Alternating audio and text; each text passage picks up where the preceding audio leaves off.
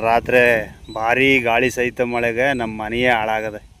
ವಿಪರೀತ ಬೇಸಿಗೆ ಇದ್ದದ್ರಿಂದ ಜನ ಮಳೆ ಹುಯ್ಲಿ ಅಂತ ಕಾಯ್ಕ ಕೂತಿರ್ತಾರೆ. ಯಾಕೆ ಅಂತಂದರೆ ಮಳೆ ಹೂದು ಬೆಳೆ ಬಂದರೆ ಮನೆ ಉದ್ಧಾರ ಐತೆ ಅನ್ನೋದಕ್ಕೋಸ್ಕರ.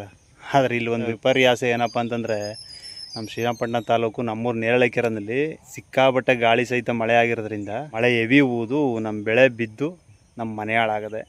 ಅಂದರೆ ಬೆಳೆ ಲಾಸ್ ಆಗದೆ. ತುಂಬ ಚೆನ್ನಾಗಿದ್ದಂಥ ಗಿಡ ಪೂರ್ತಿ ಎಲ್ಲ ಬಿದ್ದೋಗ್ಬಿಟ್ಟದೆ. ಒಂದು 20 ಕುಂಟೆ ತೊಂಡೆಕಾಯಿ ಬಿದ್ದೋಗದೆ. ಹೆಚ್ಚು ಕಡಿಮೆ ಲಕ್ಷಾಂತರ ರೂಪಾಯಿ ಲಾಸ್ ಇದು. Bad luck. ಒಂದು 20 ಕುಂಟೆ ತೊಂಡೆಕಾಯಿಗೇನೋ ಏನೂ ಆಗಿಲ್ಲ ಪುಣ್ಯಕ್ಕೆ. ನಾನು ಇದೇ ರೀತಿ ಮೇಗಳು ಪಾತಿನೂ ಅದೇ ಅಂತ ಅಂದ್ಕೊಂಡು ಖುಷಿಯಾಗಿ ಬಂದರೆ ಜಮೀನು ಹತ್ರ ಬೆಳಿಗ್ಗೆ 5:45 6 ಗಂಟೆ ಹಂಗೆ ನೋಡಿದಿರಿ ಎಂಥ ಶಾಕ್ ಕಾದಿತ್ತು ಅಂತ. ಏನಾರ ಹಾರ್ಟ್ ಅಟ್ಯಾಕ್ ಇದ್ದವ್ರಿಗೆ ಅಲ್ಲೇ ಸಡನ್ನಾಗಿ ಹಾರ್ಟ್ ಅಟ್ಯಾಕ್ ಆಗೋಯ್ತೆ. ಕಣ್ಣು ಮುಂದೆಗಡೆ ಲಕ್ಷಾಂತರ ರೂಪಾಯಿ ಒಂದೇ ಒಂದು ನೈಟು ಒಂದು ಗಾಳಿ ಮಳೆಗೆ ಹಾಳಾಗೋಯ್ತೆ ಅಂತಂದರೆ ಎಂಥವ್ರಿಗೂ ಯಾವ ರೀತಿ ಐತೆ ಹೇಳಿ. ಇಲ್ಲಿ ನೋಡಿ ಕತಿಯ ನಾವೆಲ್ಲ ಚೆನ್ನಾಗಿ ನಿಂತಿರಲಿ ನೀಟಾಗಿ ಗಬ್ಲಿ ಅಂತಂದ್ಬಿಟ್ಟು ಗಳ ತಂತಿ ಸರಳು ಎಲ್ಲನ ಹಾಕಿ ನೆಟ್ಟಿಗೆ ನಿಲ್ಲಿಸಿದ್ರೆ ಇದು ಒಂದೇ ಒಂದು ರಾತ್ರಿ ಗಾಳಿ ಮಳೆಗೆ ಶಿಸ್ತಾಗಿ ಮಲಿಕದ. ಪುಣ್ಯ ಒಂದೊಂದು ಪಾತಿ ಸಪ್ರೇಟ್ ನೆಟ್ಟಿದೆ, ಹಂಗಾಗಿ ಬಚಾವಾಗದೆ ಇನ್ನೊಂದು ಪಾತಿ ಹೋಯ್ತು. ಲಕ್ಷಾಂತರ ರೂಪಾಯಿ ದುಡ್ಡು ಮಣ್ಣು ಪಾಲು ಆಗೋಯ್ತು. ಈಗ ಏನು ಮಾಡಬೇಕು ಅಂತಂದರೆ ಈ ರೀತಿ ಇರುವಂಥ ತೊಂಡೆಕಾಯಿಗಳೆಲ್ಲ ಕುಯ್ಕೋಬೇಕಾಯ್ತು ಈಗ ಅಷ್ಟೇ.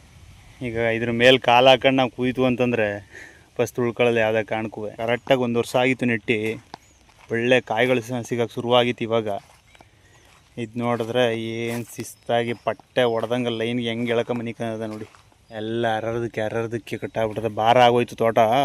ಯಾರಿಗೆ ಹೇಳೋಣ ನಮ್ಮ ಪ್ರಾಬ್ಲಮ್ಮು ಅನ್ನುವಂಗೆ ಆಗದೆ. ಈಗ ಕಷ್ಟ ಈ ಥರದ್ದಾಗದ ಬೆಳೆ ಕತೆ.